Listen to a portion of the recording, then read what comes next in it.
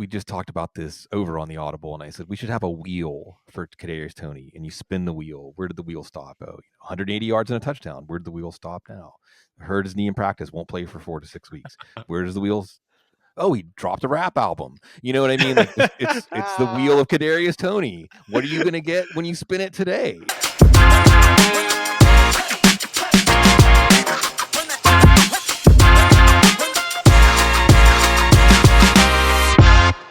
Well, today we are answering the biggest fantasy football draft strategy questions with Football Guys legend, absolute legend, the master of bucket hats himself, Sigmund Bloom. And Sig, I'm going to throw the first question to you because this is such a grandiose question. Okay. Right. Which position are you focusing on in drafts in the middle rounds to get maximum value? There's a lot of layers to that, Right. but I think I'm going to the right guy. Yeah, I think if we're going to be technically correct, it is. Well, tell me who I took in the first 3 or 4 rounds, and then I'll answer the question for you. Because the reality is, with the exception of wide receiver, and I say that in some 6th or 7th round, wide receiver is going to be a league winner. But with the exception of wide receiver, you might find a league winner at running back, at tight end, or at quarterback around the 6th or 7th round.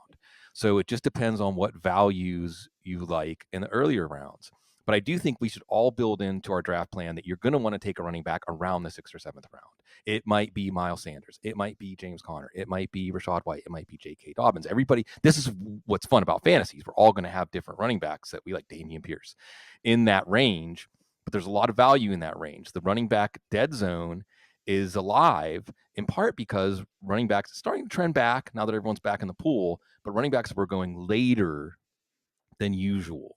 I can't remember. I think it was Ian Hardis maybe that put out the stat. Like usually running back 6 was going around the 8th overall pick. At least in early drafts, running back 6 was going around the 18th pick.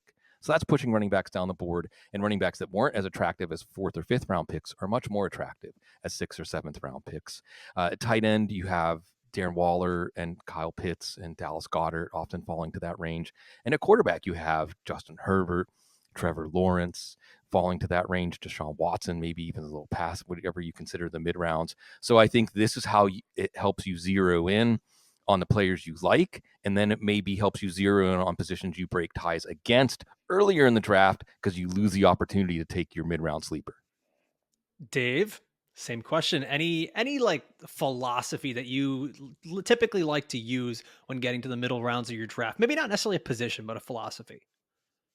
Well, I don't really have too much to add, and I think that I kind of do the same thing as Sigmund. I really like to look at the running backs specifically in that range, and Sigmund already noted it, but that dead zone, it used to be when you were drafting 5 years ago, in the first 12 picks, you'd see 8 or 9 running backs go off the board, and then everybody wanted their RB2 in round 2, and it was just running backs going so early.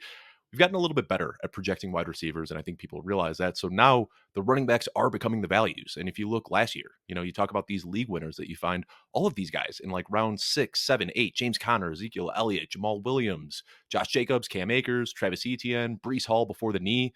Those are all guys that you were getting late in drafts. And then I'm not going to sit here and name all the guys that Sig just named, but that's exactly what I'm doing this year is you're looking at these high volume running backs that usually get steamed up into the late 2nd, early 3rd rounds.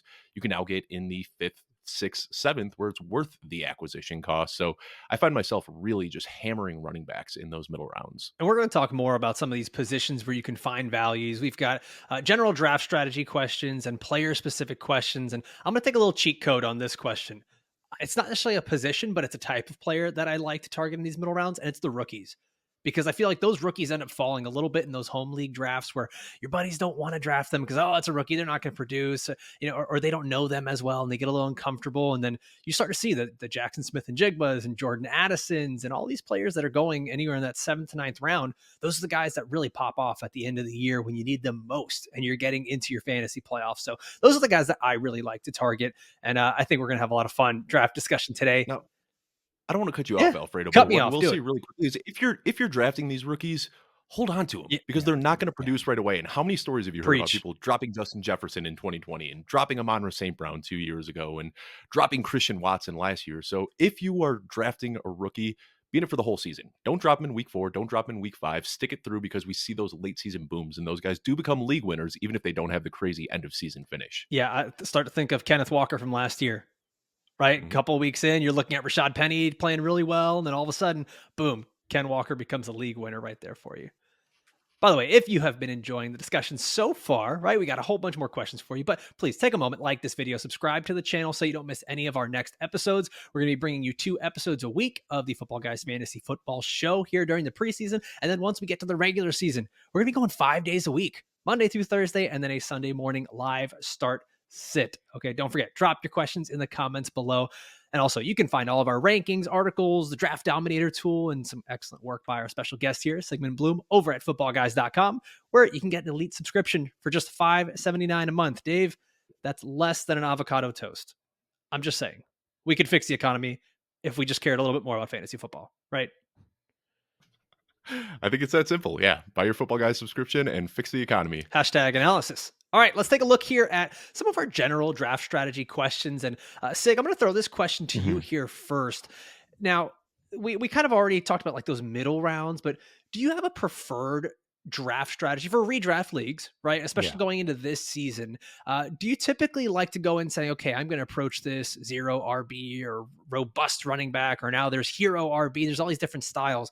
What's your mindset going into these drafts? Usually I just want to make sure I get one running back in the first 3 rounds. Whether it's the first round or the second round or the third round may come down to draft slot. If I'm picking earlier in the first round, I'm probably looking more late second, early third for a running back. If I'm picking later in the first round, I might even be open to going running back, just because that's where the value is. But I think when we're looking specifically at your number 1 running back this year, the real attractive spots are late in the first. You can get Jonathan Taylor, Bijan Robinson. Maybe Saquon Barkley's going to get there now, although that's a different discussion. Maybe he shouldn't be, or maybe you should be wary of that. Tony Pollard, Nick Chubb, these guys, sometimes I saw in the third round early drafts. Certainly you can get them in the second round. And Josh Jacobs, if you want to play the holdout game, you can get in the third round. Maybe that's going to slide. So Derrick Henry in the third round, I'm okay with that. You know, Mike Vrabel's teams always overachieve. So I think you come out of there with the one running back, and then you trust your ability to find sleepers, to make good waiver wire pickups, to make a good trade, to get that second running back. Because if you go too heavy on running back early, then the running backs we were talking about don't necessarily help your team as much, even if they hit as 6th, 7th round, 10th round, last round picks. Dave, you mentioned earlier that we're getting better and better at, predicting what these wide receivers are going to do. Does that mean that I know you kind of mentioned this last episode, you're slowly becoming converted into a 0 RB kind of guy. Does that still ring true? It's been like, what, 3 days? Has anything changed in that time span? Nope. I still love my middle and late round running But backs. Saquon's back. Saquon's back. That should change everything for running backs. No? Saquon is back. And the days of getting Saquon in round 3 are going to be over now, which was nice while it lasted. But I just want to say it is so hard to follow up Sig, because he takes, what could be a 10-minute conversation and just compresses it into 30 seconds. Everything I wanted to say. Really, that's what it comes down to, though. I'm going to completely cop out here and say that my draft strategy is entirely dependent on where I'm picking and what value falls to me. And that's really it. I don't really develop my draft strategy until I hit round 3 or 4. If I'm picking in the top 4 or maybe even top 5, I'm probably not looking at running backs, because I think there's a clear-cut tier where you want Justin Jefferson, Cooper Kupp, Jamar Chase, Travis Kelce, and then maybe throw in Tyreek Hill in there as well. Where I am looking at myself possibly starting running back is if I'm starting at the end of the first round, because some of the guys that are falling there, Saquon, Bijan, JT, Chubb, Henry, if I can start with 2 of those guys, then I'm okay if they are falling at the right value. Pollard. But really, sorry, allergies. I don't know about Sig's I like nodding Pollard, his but I'm head for those that are listening. Sig's still a nodding little his head. He scared likes about it. a veteran addition. Yeah, we could go on and We'll on get there. about We'll get there, Pollard, Dave. I just, for me, it really comes down to how the value falls. After the 3rd or 4th round, that's when I kind of develop my strategy. If I've got 2 sound running backs, then I'm probably not even thinking about running back until round 10 or 11 to add depth there.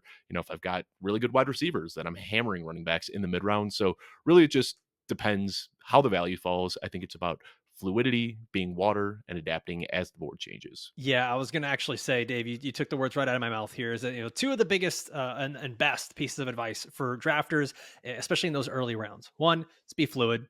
Be able to just be water and go with the board as it changes. And you're also going to know your home league typically a lot better than any analyst or any cheat sheet is. So you'll be able to adjust as you see fit. And the other thing is, it's always been talked about that you likely don't win your league in the first couple rounds, but you can 100% lose your league in the first couple rounds. And I think that's always a good philosophy to keep.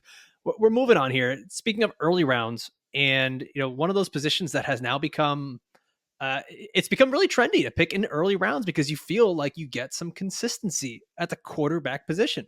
And so we're getting this question here. And Sig, I'll throw this to you first. Is drafting a quarterback early the way to go in 2023, since we've seen all these elite quarterbacks and running quarterbacks? Uh, is that it? Like, is this now the new trend? This question makes me talk myself in circles, which I like doing, by the way. It's fun. That's why this is my profession, right? That's what we do here. What's wild about this question is if you look at the value that the big three quarterbacks provided last year, they should be first round picks. In a Joe Bryant, what's up, Joe, VBD way, they were first round picks. And there's not really any reason to think that they're going to drop off significantly from the levels they were at last year. And one of the things I want to point out is, late round quarterback, what's up, JJ, Zacharyson, waiting, waiver wire, late round quarterbacks. It seemed like a good strategy when you're late round quarterbacks were getting you 20, 21 points a game, and your stud quarterbacks were getting you maybe 24, 25, 26 points a game. Now, depending on your scoring system, that's up to 30 points a game. And last year, the pack took a step back. A lot of the quarterbacks we were counting on to be mid-round, late-round guys, Aaron Rodgers and Russell Wilson and so on, Dak Prescott didn't really come through for us in the way they had in the past. So that gap got even bigger. So the numbers really would point to, well, yeah. The other thing I'm going to say in favor of taking one of the big three at or around ADP is that you probably will notice if you do a draft this year, somewhere around the mid-third round, the quality drops off significantly at running back and wide receiver. And after Mark Andrews, a tight end, there's a drop off that's greater than, and also not only is there a drop off in the third round guys, but the third to fifth round's kind of level. So that's what makes you feel like, really, I'm going to take this wide receiver in the third round because I feel like I'm going to get a similar wide receiver in the fifth round. I'm going to take this running back in the third round. I can get a similar running back in the sixth round, and so on. So it might nudge you towards taking one of those top quarterbacks. But as it has played out in drafts in real time, guys, I feel like, wow, this year, your league can't punish you for waiting at quarterback. There's nothing they can do to hurt you if you keep kicking quarterback down the road. And, again, we talked about mid-round quarterbacks. Trevor Lawrence, Justin Herbert. Justin Herbert was going in the top 3 or 4 last year. Deshaun Watson. Deshaun Watson was a top 5 quarterback being drafted. Geno Smith's offense is going to get better. Jared Goff's offense is going to get better. Anthony Richardson, even if he's woeful as a passer like Justin Fields, well, Justin Fields was a really good fantasy quarterback last year. Yeah. So I look at these quarterbacks and I think at every level of your draft, you talk about fluidity and being flexible. Foregoing that first top 3 quarterback gives you more flexibility and maybe is going to work out. Or even the guy over Dave's shoulder there, even just Lamar Jackson. There's a lot of indications that Lamar Jackson can be the number 1 fantasy quarterback this year. He just needs to stay healthy. And a topic related to Saquon Barkley, was Lamar Jackson really, when we think about his durability, would Lamar Jackson have been more durable the last few years if he had a contract? So, Food for thought. yeah. So I've been calling it a soft holdout. Right. What happened last year? Right. So I think that when you look through quarterback this year, there are a lot of potential right answers. And Allen and Mahomes and Hurts are going to deliver probably that 28, 29 points a game that you came to expect. But I do also want to point out one other thing. Josh Allen, Jalen Hurts, not available last year for the fantasy championship. So again, I don't want to say it's putting all of your eggs in one basket, but it certainly is putting a significant amount of eggs in that basket when we saw, at least from the data point of last year, that these guys, just what are you going to get out of them when it matters the most?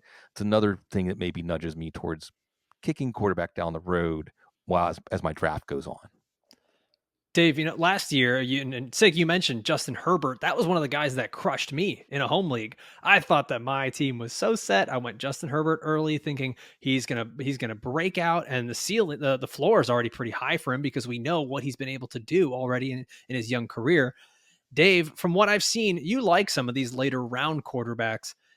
Is there a guy in there that you're willing to? I mean, we still see it. There's still risk with early quarterbacks. Is there a guy in there maybe a little bit later that you're just like, yes, I am targeting him every single time? Well, I don't know how deep you want to get here, but what I find Do it. myself doing more than anything is targeting the guys that are just outside of the top 4. Yep. Because, if you draft the QB1 and you draft him as QB1 and he finishes as QB1, you're going to be happy with it. But if you draft the guy as QB6 or QB7 and he finishes as a top 1 or a top 2 quarterback, that's where you get that huge edge. So I find myself really attacking what I kind of see as maybe tier 2, maybe end of tier 1, however you want to split it up. But Joe Burrow, Justin Fields, Justin Herbert, Trevor Lawrence, a lot of the same guys that Sig was mentioning here that are going after the big 3 or the big 3.5 if you want to throw Lamar Jackson in there. Because if those guys do take that step forward and give you a QB1 or a QB2 finish and you're getting them rounds after Allen and Mahomes and Burrow, or I'm sorry, and Hurts, that's where you can get that big edge. So I find myself going after those guys more than anybody else. And the one other thing I'll say is, a lot of times this time of year, so much of ADP is dictated by underdog. Right. That is kind of driving ADP and a lot of takes this time of year. And when you look at the big 3, Patrick Mahomes, he's tied to Travis Kelce, who's going in the first round. So I think that people get Kelce in the first round and then they are proactively reaching for Mahomes to complete that stack. Same thing with Diggs in the first round. And then late second round, people want to make sure they have Allen. And then with Chase and Higgins going off the board, people want to make sure that they're getting Burrow early. And same thing with AJ Brown and Devonta Smith. So I think when you're drafting in your home league, I don't expect quarterbacks to be going quite as high as they are right now at the underdog ADP that we're looking at. This next question is pretty interesting because it feels like it should be a kind of cut and dry answer. But this next question is, my redraft league is moving from 12 to 14 teams this upcoming season. So let's just talk about in general. When league size changes, how does your strategy change, whether it's for the draft or then even in season? So let's start with you first. Yeah, we could do, guys, we could probably do like a half an hour or more on this. I mean, it just implicates so many fantasy football fundamentals. I think that's the short answer or way to get straight to the point is, in a Joe Bryant VBD kind of way, those baselines are going to move down. Now, the baseline being, you're not comparing the player to 0, you're comparing the player to the replacement. Like if you start 2 running backs in a 12-team league, it's the number 24 running back or the number 12 and number 24 running back. And now that's the number 14 and 28. Now, wide receiver running back, that might not be that significant. At quarterback, it's a little more significant, but still not that significant when we talk about the depth at the position. Maybe what it means is instead of Geno Smith or Jared Goff being the quarterback 12 as the baseline, now you're looking at like Aaron Rodgers or Kirk Cousins as the baseline. Really, tight end, I think, is the position where there's a few more people left out in the cold, and it means that the top tight ends are worth more because there's more teams you can just whack over the head with your Travis Kelce or whoever, Mark Andrews, if you get your stud tight end. So I think it maybe pushes the stud tight ends up a little bit. The other thing is you just have to get used to the draft and how more players are going to go off the board between your picks. And you're going to have to understand that you're going to have to settle for less quality and maybe zero in a little bit more. Your late round picks become a little more important. The waiver wire is thinner. You're not going to have as many saviors on the waiver wire. You're going to have more competition on the waiver wire. So I think it makes it harder, which in my book makes it more fun. Dave, something that Sig just mentioned there at the end is that the waiver wire becomes a lot harder. You have less saviors on the waiver wire. With that in mind, does that kind of change your draft strategy too? Because not only are you like, do you have more teams that are going after those premium one player positions, but now the waiver wire gets a little bit more scarce, especially for someone that likes to go 0 RB, Dave Kluge. How Yeah, does it change for you? well, for those onesie positions, if I'm in an 8-team league, which I am, I think leagues of all size are fun. I'm in 8-team leagues. I'm You're in a not a 24-team. sizist. I You think, don't discriminate. yeah, they I are love fun. it. My home dynasty league, we have been playing for 6 years now. It is 8 teams, and we have a blast with it. So don't You discriminate. got to up those All numbers leagues are though. fun. Eight's a little soft. It's fun. It's fun. We start 2 quarterbacks. We start 6 wide receivers. Okay, We that have is fun. 5 That is flex fun. spots. We Okay. have IDP. It Yes. is a What? blast. So that's the thing. You just get weird with it. Leagues of all sizes Let's are fun. get That's all I want weird. to say. But once you start getting into 12 teams and then 14, 16, 18, however how you want to go from there, that's when I do prioritize those onesie positions a little bit more. And in an 8-team league or in a 10-team league, I'm never drafting a QB2. I'm never drafting a tight end 2, but I'll draft 2 or 3 of them in these 14-team leagues because they do hold a lot of value on the trade market. So mid-season, that one guy who thought that he was being real smart in the draft waiting on quarterback, and then ends up with somebody who gets benched in week 3. When you've got a couple starting quarterback stash on your bench, you can flip them for a starting wide receiver or running back, somebody that you can immediately put in your lineup. So that's what I'd say. But being a football guy, being a company man, the real thing I want to say is go to footballguys.com/rankings, Look at which is you. totally customizable to your league settings. You put in and you can see the difference yourself. Change it from 12 teams to 16 teams and see how the players move up and down the board. So that would be my my Joe Bryant approved response to that question. Look at you. What a company guy. Yeah, go to footballguys.com, check out the rankings. On top of being able to change everything to your league settings, right? You're also going to see a new addition that we have there, which is our upside and downside meter, talking about these premium positions, quarterbacks and tight ends, and what the upside and downside is for them. And that might give you a little bit of influence on where to draft these guys, whether it's early rounds or mid rounds. Now, before we get to our next questions that we have here, we have a huge, major, monstrous, I'm running out of words, but we got a really big giveaway here already. And we're giving you, a viewer, a listener, whoever you are, a chance to go head to head against us in the all new Football Guys Fantasy Show, a listener league or viewer league. We don't discriminate either here. To enter, all you have to do is head on over to the audio podcast, leave a review, take a screenshot and send that over to Kluge at footballguys.com. That is Kluge, just like my co-host here, Dave Kluge. Send that over to Kluge at footballguys.com.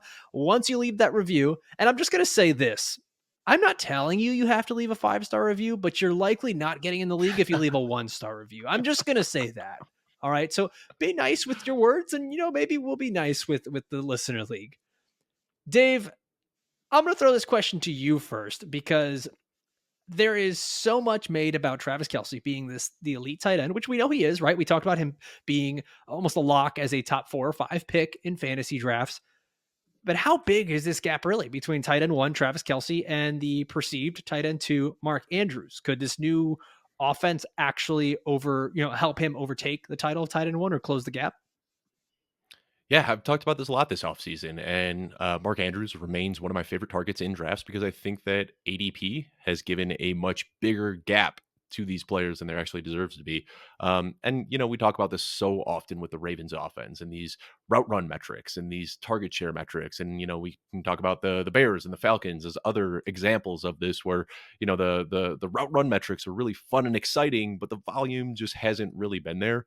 But the metrics for Mark Andrews are just absolutely insane. He's at a 24% target share or better for 4 straight years. He's improved his target share in each of those four years, and he had a 29% target share last year. Not only was that best among tight ends, that's like elite wide receiver 1 target share. And obviously this year there is some additional baggage. He's got more target competition, which could push that down a little bit. But target share is typically a pretty sticky stat. And if we saw him put up a 24% target share in year 2, it's highly unlikely that he dips below that. So the ceiling, if they do up the pass volume like we expect Todd Monken to do, his ceiling is just as high as anybody, including Travis Kelce. And in the last, 6-7 years, he's the only person to have a tight end 1 finish not named Travis Kelce. So I think that they are much tighter in their range of outcomes than ADP lends us to believe. So, obviously there's a little bit more competition this year with Zay Flowers and Odell Beckham Jr., but at cost, I actually prefer Mark Andrews over Travis Kelce this year. By the way, I like that you worked in there that the position grouping is tighter than we thought.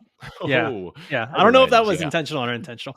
It was Side note, not. by the way, about Mark Andrews, Rashad Bateman managers have got to feel like the Michael Scott snip snap GIF, or is it GIF, whichever one. I don't know how you pronounce it, but oh my gosh, Rashad Bateman going off the pup, back on the pup, off the pup. Apparently he's going to be good for week 1. I don't know yet, but yeah, if there is a guy that probably breaks that, it'll maybe be Mark Andrews. I think has the best chance. Sig, this next question I want to throw to you. We're going back to the ever adored running back position, and this is a specific player who I think is very divisive right now, which is Rachaad White. He's being drafted, and this is the question here. He's being drafted in the low end RB2 range. In that same range, I see guys like Cam Akers, Dameon Pierce, James Conner, even Dalvin Cook. There's no way he's that washed, right? There's so many others that I'd rather have as my RB2. Why is there so much hype around Rachaad White? And Sig, maybe you can give us your analysis on White as well. Yeah. And I don't know. I mean, in so much as there is Rachaad White hype, is it like the hype when you can get like hot dogs, buy one, get one free at 7-Eleven or something? I mean, Costco hot dogs. Don't sleep on those. Hey, Costco pizza, they've improved it a little bit. So it was usually it was cafeteria quality before. It's up a little bit, and And even the if prices the have not target, changed. that's the important part, right? Costco, Yes. all these places like allowing us to continue to survive. And look, the quality of Rashad White's touches might be Costco or 7-Eleven quality, but if the volume's there, then you're going to stay fed, right? So Rashad White is really tough because on one hand, he was mediocre in terms of efficiency, and this is going to be at best a mediocre offense. It's probably going to be a bottom 5 offense, right? Things don't grow, things don't overachieve in these bottom 5 offenses.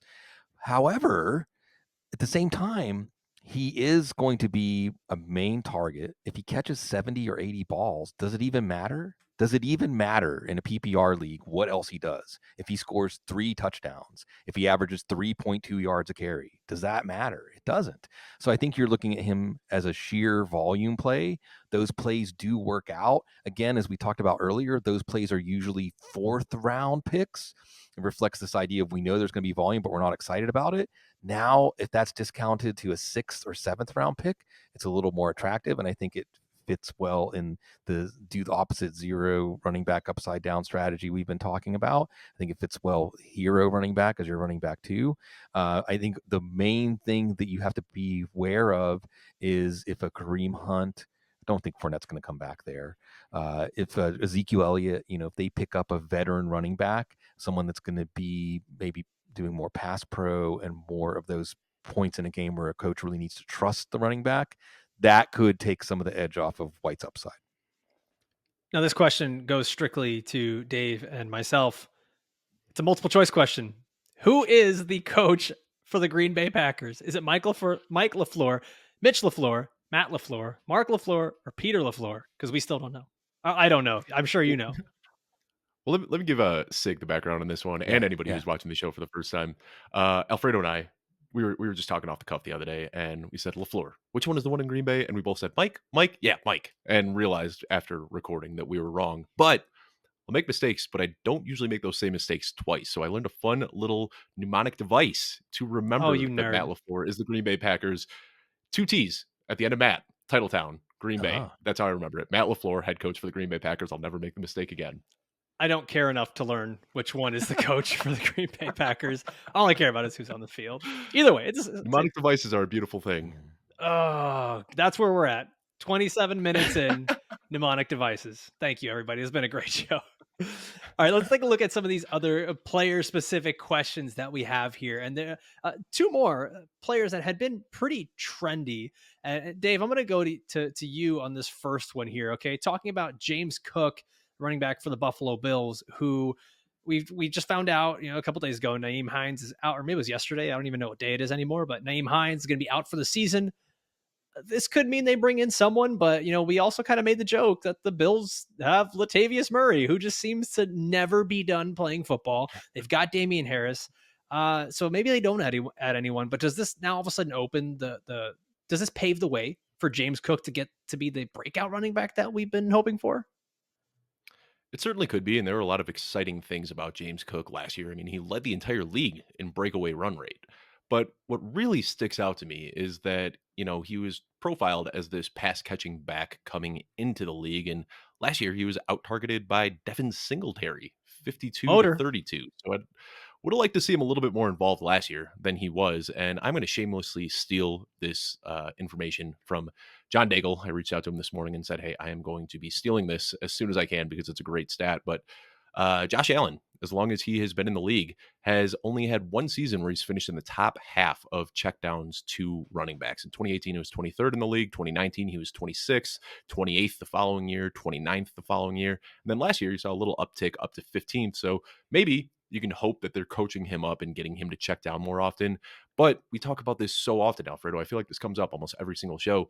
These rushing quarterbacks, Josh Allen, Jalen Hurts, Justin Fields, they take away so many high value touches from running backs. They don't check down, they steal goal line touches. And that's kind of my fear in Buffalo is that, the cap for targets in a year is going to be 50, 60. I don't know if he really has a chance to get above that. So that's my fear with James Cook. He doesn't have the size to handle 300 touches a year. He's not going to get an insane amount of targets. So I'm just worried that his ceiling is capped in this offense. Yeah, I think that's one of the things, Dave, that you know, mentioning it is not just simply the tendencies of Josh Allen himself, but for these rushing quarterbacks, they're not likely to check down. And then even when you start to get excited of, oh, every year we do this where we get excited that such and such running back is playing out of the slot this year. And how many of Mhm. those notions actually come to fruition where you're like, that guy played out of the slot a lot this season and caught, 80 balls lining up at wide receiver. It doesn't really happen. And especially the Bills now going out and drafting Dalton Kincaid in the first round. I don't know if that really happens for James Cook. So I think we're kind I of think in we just lockstep we there. need to start calling that the Antonio Gibson fallacy because we have fallen for it for 3 straight years, and I find myself drafting Antonio Gibson again this year, expecting him to play out of the slot, and it just never happens. Yeah, and that's again another guy with the running quarterback where I don't think that's really going to happen. So we'll see, we'll see. But yeah, I'm not really buying into the hype for those guys. Now, Sig, this is something that I saw that you guys actually talked about this on the Audible. Go check it out. If you're not subscribed to the Audible, but for some reason you're listening to us, go check out the Audible. They built football, guys, man. Like you need to be subscribed to that show. Watch it on YouTube. Listen to the audio. Excellent discussions. Great conversation. Out of the box thinking, not the cookie cutter stuff you get everywhere else. But this is a talk about the Chiefs wide receivers. I know you guys talked about them a little bit. Kadarius Toney Mhm. reportedly hurt again. It's like an annual thing. Should the fantasy managers out there be targeting Sky Moore, Rasheed Rice? Is there a Chiefs wide Yeah. receiver breakout candidate that you're looking at? Sky Moore is the easy call here. And certainly the ADP gap, which wasn't that big between Tony and Moore, should close Mhm. because if we needed another reminder, we just talked about this over on the Audible, and I said we should have a wheel for Kadarius Toney, and you spin the wheel. Where did the wheel stop? Oh, 180 yards and a touchdown. Where did the wheel stop now? Hurt his knee in practice, won't play for 4 to 6 weeks. Where does the wheel? Oh, he dropped a rap album. You know what I mean? Like just it's the wheel of Kadarius Toney. What are you going to get when you spin it today, right? And I Oh think the my gosh, Chiefs I are want this reminded of wheel. that. Right. So I challenge the listeners and viewers out there. Somebody do this. Make the wheel of Kadarius Toney and be creative with the things that you can stop on. So with Sky Moore, and I think this at least belongs a little bit in the James Cook discussion too. Overall in fantasy, we're so impatient. We're so impatient. Guys, I'm old enough to remember when we used to say you can't really judge a wide receiver until his third year. Yeah. Um, so the Bills are going to bring along the rookie slowly. The Chiefs are going to bring along the rookie slowly. So I think that when you hear that Moore is mentoring Rice, even though Moore is 22 and Rice is 23, I think that shows you who's further along in the curve of this offense. And I think that Moore is going to be the guy, even as long as he's going after Tony, or maybe even if he's not going after Tony, just because of the immense potential that playing with Patrick Mahomes offers. But I'm going to mention Richie James. I'm going to be on that Richie James island. I think that going all the way back to when Dante Pettis was a second round pick and Richie James was a seventh round pick, as Ryan Riddle, what's up, Ryan Riddle, all time Cal sacks leader whenever he left the program, said late round picks have to prove they can play. Early round picks have to prove they can't play. And I think Richie James, he can play. The Giants found out last year, and already in OTAs and training camp, all the observers and beat writers are saying, yeah, Richie James can play. And Richie James is experienced. Sky Moore himself said that Richie James was his favorite receiver on the Chiefs because of how he moves. So Richie James is the guy that I think in those 14 team leagues, in those leagues where you have to have some more late round picks in your back pocket, you have to go a little deeper. That's the name that I'm interested in. And I'm also interested because, like Sky Moore, his skill set really maps to Tony's skill set. Kick returner, open field, someone who can make things happen with touches, short manufactured touches, and can still make some plays downfield too. So I'm going to be your Richie James guy. But yeah, Sky Moore is your first answer. Just don't forget the second answer. Dave, I'm not going to ask you this question because I know you're going to somehow spin this into Jerick McKinnon propaganda, and that's not what this episode is about. Well, this has been awesome conversation, and we're going to continue this. Okay, this has been our fantasy football draft advice the best advice you can honestly get here with Sigmund Bloom, football guys legend. We're going to have more of this bonus content over on the audio version of this episode. So if you want to get the full episode and do you want to get like Dave's little banter back after I just made fun of him for Jerick McKinnon? You're going to have to click and go over to the podcast to hear what he's going to say. He's thinking of it right now. I know he is, of what he's going to say. So if you want to get that, you want to hear the rest of the questions and the rest of the draft advice that we're giving out here today, head on over to the audio version of the podcast. You can find the link in the description. That's all for us today. Thanks for watching.